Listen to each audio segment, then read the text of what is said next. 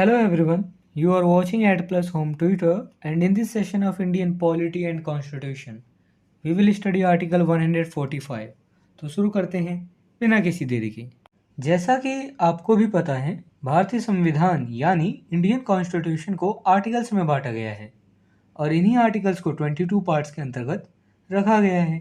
इसी 22 पार्ट्स में से 5वें पार्ट में द यूनियन के बारे में बताया गया है, जिसके अंतर्गत आर्टिकल 52 से लेकर आर्टिकल 151 तक के सारे आर्टिकल्स आते हैं।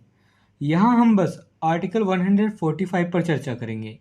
देखिए, आर्टिकल 145 पार्ट 5 के चैप्टर 4 के अंतर्गत आता है। Chapter 4 basically the union judiciary से रिलेटेड है। यहाँ मैं पहले कंटेंट को इंग्लिश में रीड करूँगा, फिर उसकी मीनिंग आपको हिंदी में समझाऊँगा ताकि आपको कंसेप्ट ज़्यादा से ज़्यादा समझ आ सके। Article 145 talk about rules of court etcetera. Article 145 में कोर्ट्स के रूल्स के बारे में बताया गया है। देखिए, बेसिकली जो है कोर्ट्स के जो प्रोसीडिंग्स होते हैं, कार्यवाही, उनको जो है चलाने के लिए कुछ रूल्स और रेगुलेशंस होते हैं। तो उन रूल्स में चेंजेस या फिर कुछ रूल्स को बंद कर देना, कुछ न्यू रूल्स लाना, इस तरीके के जो चेंजेस होते हैं, ये कैसे आए, किस तरीके से आए, कौन लाएगा, इसी के बारे में आर्टिकल 145 में चर्चा की गई है। Article 145 clause first, subject to the provisions of any law made by Parliament, the Supreme Court में from time to time with the approval of the President make rules for regulating generally the practice and procedure of the court including. Parliament द्वारा बनाए गए किसी भी कानून के प्रावधान यानी प्रोविजंस के अधीन रहते हुए सुप्रीम कोर्ट समय समय पर राष्ट्रपति की मंजूरी के साथ कोर्ट की प्रैक्टिस और प्रोसीजर को सामान्य रूप से रेगुलेट करने के लिए रूल्स बना सकता है। देखिए, बेसिकली सुप्रीम कोर्ट के पास यह पावर होता है कि वह राष्ट्रपति के मंजूरी के बाद कोर्ट के प्रैक्टिस और प्रोसीजर को रेगुलेट करने के लिए रूल्स बना सकती है, लेकिन यह राष्ट्रपति के मंजूरी के बाद। अगर राष्ट्रपति ने मंजूरी नहीं दिया तो सुप्रीम कोर्ट ऐसा नहीं कर पाएगी। तो यही इसमें बताया गया है। लेकिन इसमें पार्लियामेंट द्वारा जो बनाए गए नियम और कानून हैं, कोई प्रोविजंस बनाए गए हैं पार्लियामेंट द्वारा, तो उसको ध्यान में रखा जाएगा। यानी कि उस पार्लियामेंट के बनाए हुए नियम कानून और कॉन्स्टिट्यूशन के जो है बाहर जाकर यह काम किया जाएगा। यह सब किया जाएगा कॉन्स्टिट्यूशन के दायरे में रहकर। हम आगे देखेंगे कि सुप्रीम कोर्ट कौन कौन से रूल्स बना सकती है, उसके बारे में चर्चा करेंगे। एक एक करके मैंने स्लाइड्स में नियमों को बांट रखा है, 3-3 करके नियम बता रखे हैं। तो हम आगे पढ़ते हैं इसके बारे में, नियमों के बारे में। Rule number first, rules as to the persons practising before the court. Court में प्रैक्टिस करने वाले व्यक्तियों के संबंध में नियम, यानी यहाँ पे वकीलों की बात की गई है। Rule number second, rules as to the procedure for hearing appeals and other matters pertaining to appeals including the time within the which appeals to the court are to be entered। Appeal सुनने की प्रक्रिया और appeal से संबंधित अन्य मामलों के बारे में नियम, जिसमें वह समय भी शामिल है जिसके भीतर अदालत में अपील दर्ज की जानी है। Rule number third, rules as to the proceedings in the court for the enforcement of any of the rights conferred by part third. Rules as to proceedings in the court under article 139A। भारतीय संविधान के part 3 द्वारा दिए गए अधिकारों में से किसी अधिकार का एनफोर्समेंट कराने के लिए उस कोर्ट में कार्यवाहियों के बारे में नियम, साथ ही आर्टिकल 139A के अधीन उस कोर्ट में प्रोसीडिंग्स यानी कार्यवाहियों के बारे में नियम। देखिए, पार्ट 3 में जो है फंडामेंटल राइट्स यानी मूल अधिकार के बारे में बताया गया है। Rule number fourth, rules as to the entertainment of appeals under sub clause C of clause first of article 134। Article 134 के क्लॉज फर्स्ट के सब क्लॉज C के तहत अपील के एनफोर्समेंट के संबंध में नियम। Rule number fifth, any judgment pronounced or order made by the court may be received and rules as to the conditions the procedure for such review including the time within which applications to the court for such review are to be entered. Court द्वारा सुनाए गए किसी निर्णय या किए गए आदेश का जिन शर्तों के अधीन रहते हुए रिव्यू किया जा सकेगा, उनके बारे में और ऐसे रिव्यू के लिए प्रोसीजर के बारे में नियम जिसके अंतर्गत वह समय भी है जिसके भीतर ऐसे रिव्यू के लिए आवेदन उस न्यायालय में ग्रहण किया गया है। Rule number 6, rules as to the costs of and incidental to any proceeding in the court and as to the fees to be charged in respect of proceeding therein। Court में किसी भी कार्यवाही की लागत और उससे जुड़ी आकस्मिक लागत और उसमें कार्यवाही के संबंध में ली जाने वाली फीस के बारे में नियम। Rule number 7, rules as to the granting of bail, जमानत देने के संबंध में नियम। Rule number 8, rules as to stay of proceedings, कार्यवाही पर रोक के संबंध में नियम। Rule number 9, rules providing for the summary determination of any appeal which appears to the court to be frivolous or vexatious और brought for the purpose of delay. किसी भी अपील के समरी निर्धारण के लिए प्रावधान करने वाले नियम जो न्यायालय को तुच्छ और कष्टप्रद प्रतीत होते हैं या देरी के उद्देश्य से लाए गए हैं, उनके बारे में नियम। Rule number 10, rules as to the procedure for inquiries referred to in clause first of article 317। Article 317 के क्लॉज फर्स्ट में निर्दिष्ट यानी दिए गए पूछताछ की प्रक्रिया के नियम। Article 145 clause second, subject to the provisions of clause 3rd, rules made under this article may fix the minimum number of judges who are to sit for any purpose and may provide for the powers of single judges and division courts। देखिए article 145 में clause 3rd के provisions के अधीन रहते हुए इस article के अधीन बनाए गए नियम उन न्यायाधीशों की न्यूनतम संख्या नियत कर सकेंगे जो किसी प्रयोजन यानी पर्पस के लिए बैठेंगे तथा सिंगल जजेस और डिवीज़न कोर्ट के पावर के लिए उपबंध कर सकेंगे। यहाँ इसे थोड़ा आसान शब्दों में समझ लेते हैं। बेसिकली आर्टिकल 145 के क्लॉज 3rd को ध्यान में रखते हुए जो है यह डिसाइड कर सकते हैं कि मिनिमम नंबर ऑफ जजेस क्या होंगे किसी भी पर्पस के लिए, किसी भी जजमेंट के लिए या फिर किसी भी नियम बनाने के लिए, कहीं भी किसी भी पर्पस के लिए मिनिमम नंबर ऑफ जजेस का डिसाइड किया जा सकता है। और साथ ही जो सिंगल जजेस की बेंच होती है और डिवीज़न कोर्ट्स होते हैं उनके पावर्स में चेंजेस भी किया जा सकता है। ये क्लॉज 2 के तहत किया जा सकता है वह आर्टिकल 145 के। तो यही बताया गया है इसमें।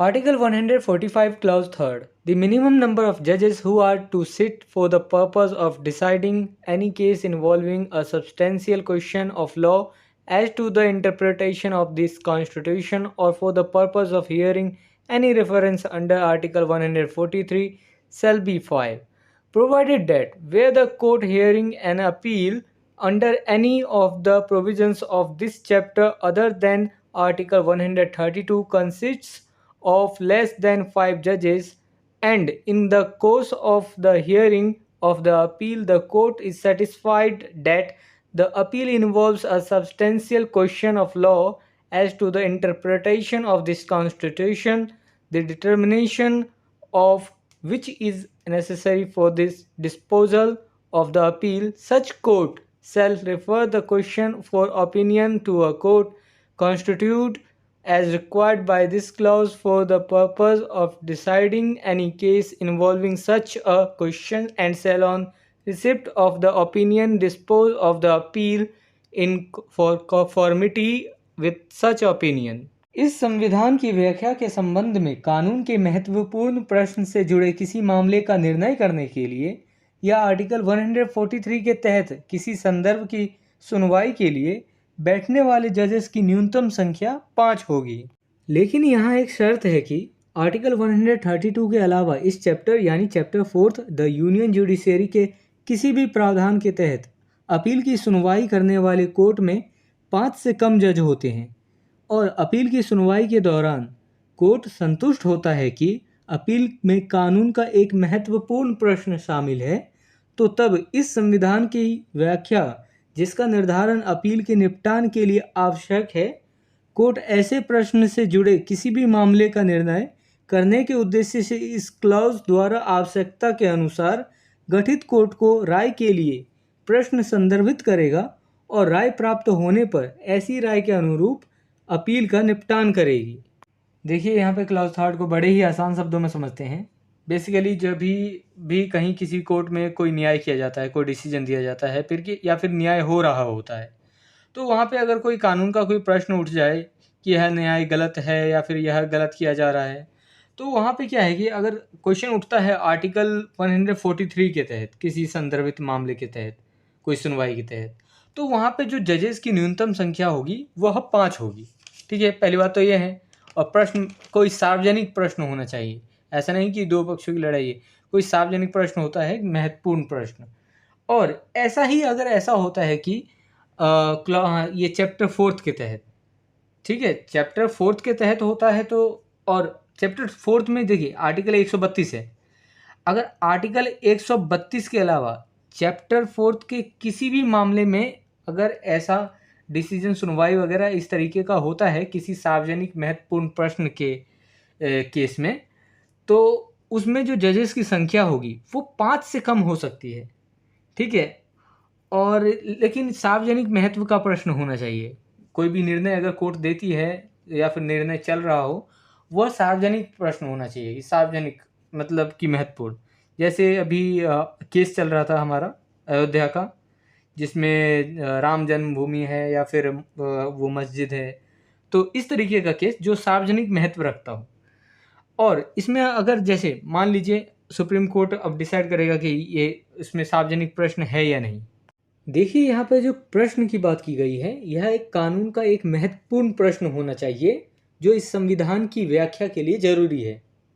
अब देखिए, इसके लिए अगर मान लीजिए किसी कोर्ट में मामला चल रहा है, तो वह कोर्ट जो है अपील के निपटान के लिए जो है आवश्यक है, कोर्ट ऐसे प्रश्न से जुड़े किसी भी मामले को जो है, अगर ऐसा कोई मामला आता है तो किसी भी मामले को इसको मतलब सुलझाने के उद्देश्य से, इस प्रश्न को हल करने के उद्देश्य से जो है, जो भी उस समय आवश्यक कोर्ट होगा, इस पर्टिकुलर मामले के लिए गठित कोर्ट होगा, उसको राय के लिए निर्देश देगा कि आप इसमें राय विचार दीजिए।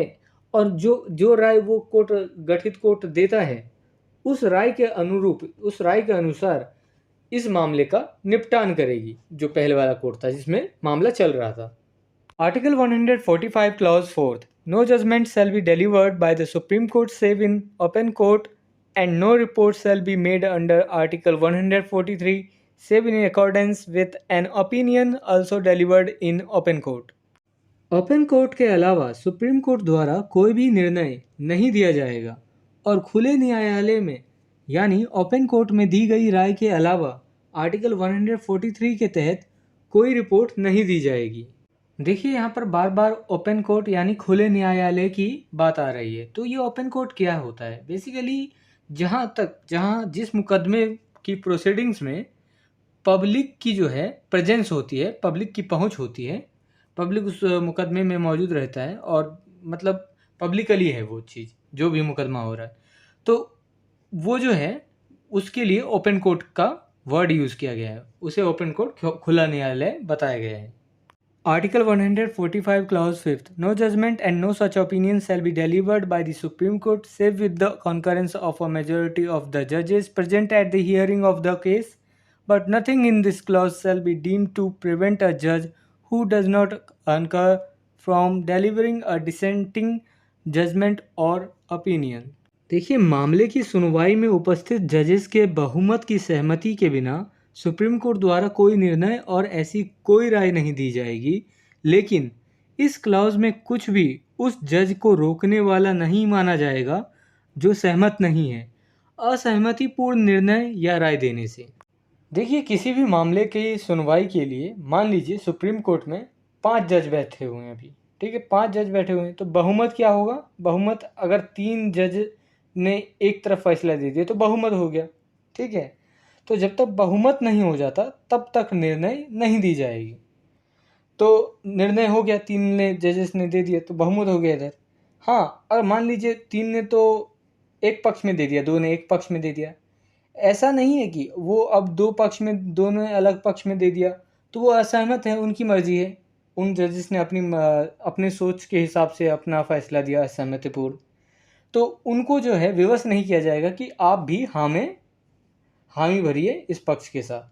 तो अलग अलग निर्णय हो सकता है, असहमत हो सकते हैं जजेस एक दूसरे के फैसले से, लेकिन जो आखिरी निर्णय निकल कर आएगा वो बहुमत से निकल के आएगा। और 5 में से 3 ने दे दिया बहुमत तो हो गया फैसला, वहीं पे निर्णय हो जाएगा। If this video is helpful for you, then please like and share this video, and if you want see some more these type of videos, then subscribe the channel and click the bell icon and select the all option for upcoming videos. And I hope you have a great experience by watching the Ad Plus Home Tutor.